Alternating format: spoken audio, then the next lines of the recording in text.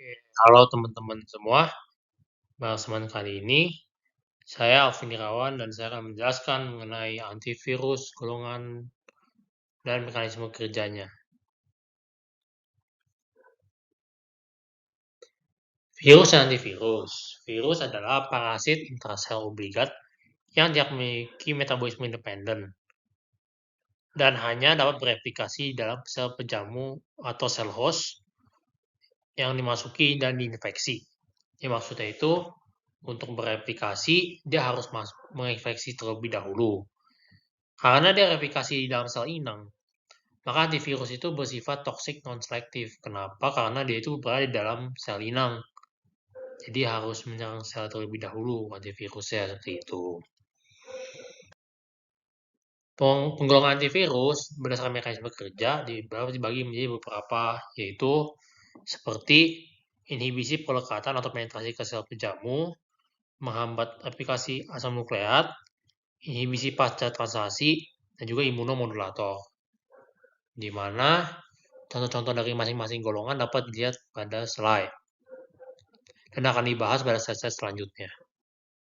Yang pertama ada amantadin. Mekanisme kerjanya adalah menghambat kanal ion primitif dari membran virus atau disebut juga M2, mencegah fusi virion ke membran sel penjamu dan menghambat pelepasan virus yang baru disintesis dari sel penjamu atau host cell. Amantadin ini dapat diberikan secara oral.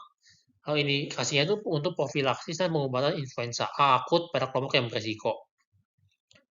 Namun tidak efektif untuk influenza tipe B. Efek sampingnya, 5-10% pasien melaporkan sakit kepala yang tidak serius, gangguan berbicara dan insomnia. Efek samping neurologik dan gagal ginjal dapat terjadi pada kadar yang tinggi. Untuk catatan terapeutiknya, resistensi sudah dilaporkan pada 20-50% pasien, sehingga tidak lagi digunakan secara luas. Seperti itu, dan juga karena sudah ada vaksinasi untuk influenza. Seperti itu.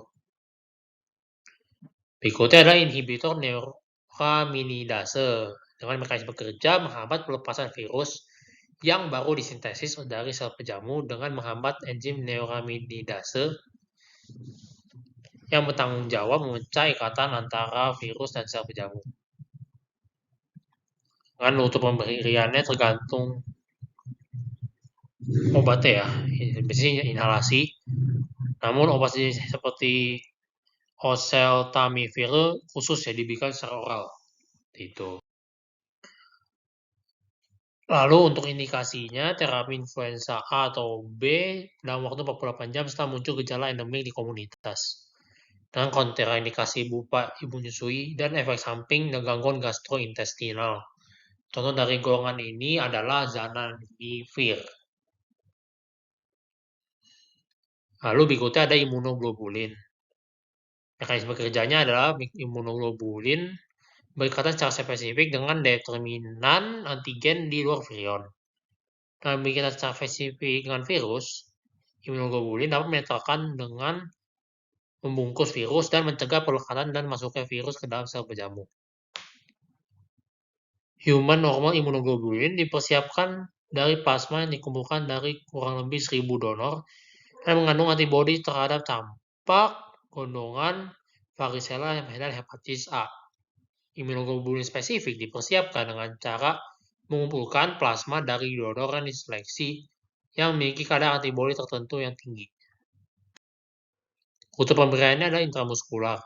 Namun imunoglobulin juga bisa diberikan dengan intravena. Indikasinya adalah diberikan untuk memberikan perlindungan dengan orang yang beresiko kontak dengan hepatitis A, campak, gondongan, dan rubella. Imunoglobulin spesifik dapat melemahkan atau mencegah hepatitis dan rabies akibat pajanan yang diketahui dan sebelum muncul tanda dan gejala klinis, misalnya setelah terpajan kelinci. Varicella zoster dan cytomegalovirus diindikasikan untuk profilaksis terhadap cacar air dan penyakit sitomegalik pada pasien dengan imunitas rendah. Kontraindikasinya adalah tidak boleh diberikan kepada orang yang memiliki antibodi terhadap IgA. Efek samping ada malaise, menggigil, demam, dan anafilaksis. Namun untuk anafilaksis ini kasusnya jarang. Catatan terapeutiknya adalah proteksi dengan imunoglobulin berlangsung cepat dan bertahan sampai beberapa minggu. Human normal imunoglobulin dapat mengganggu vaksinasi sampai 3 bulan.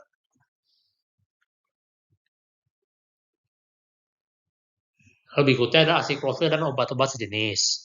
Untuk mekanismenya, memfosforilasi secara selektif sel yang terinfeksi herpes. Lalu fosforilasi menghasilkan nukleotida trifosfat yang menghambat polimerase DNA virus dan sintesis DNA virus. Obat-obat ini memiliki toksisitas selektif terhadap sel yang terinfeksi karena tanpa ada timidin kinase virus, kinase penjamu mengaktifasi sedikit jumlah obat.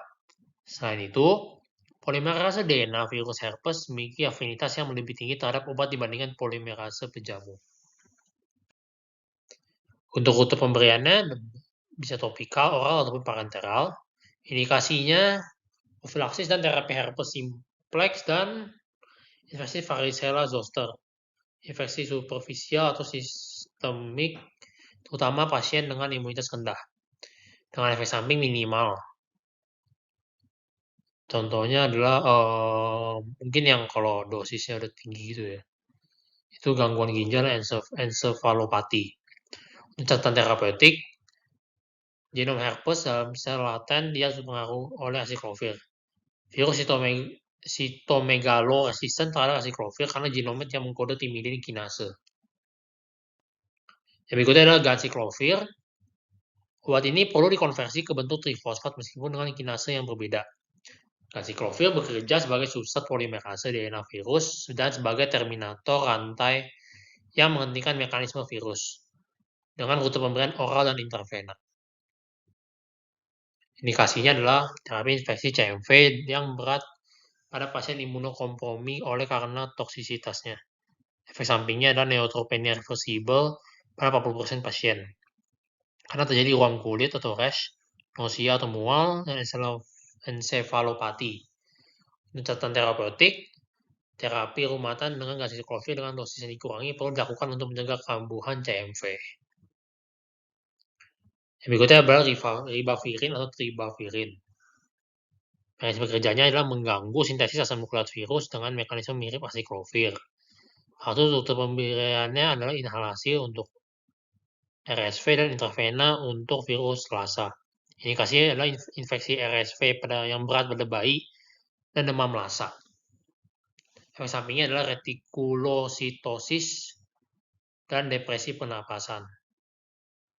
Berikutnya adalah penghambat analog nukleosida reverse transkriptase atau nucleoside analog reverse transcriptase inhibitor. Mekanisme kerja adalah trifosfat yang aktif akan berkompetisi menghambat reverse transkriptase dan mengakibatkan terminasi elongasi rantai DNA ketika terjadi inkorporasi trifosfat ke enzim transkriptase. Afinitas terhadap reverse transkriptase virus 100 kali dibandingkan terhadap polimerase DNA penjamu. Dengan rute pemberian oral, indikasinya untuk infeksi HIV yang asimptomatik maupun simptomatik dan mencegah transmisi HIV dari ibu ke fetus atau janin. Adapun efek sampingnya adalah jika dosisnya tinggi pada pasien AIDS biasanya, yaitu mual, insomnia, sakit kepala, dan mialgia atau nyeri otot. Efek karena dosis dari didanosin adalah pankreatitis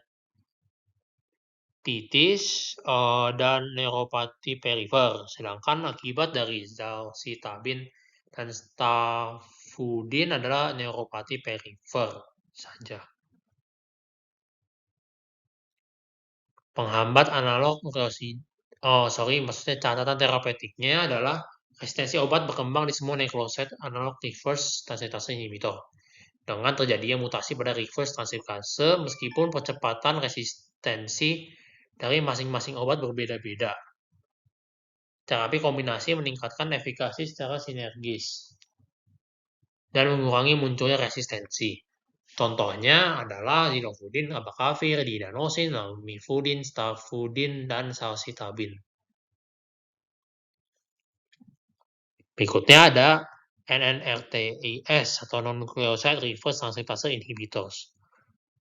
Dengan mekanisme kerja berikatan dengan reverse transkriptase dekat pada tempat katalitik enzim tersebut, sehingga terjadi perubahan konformasi yang mengaktifasi enzim.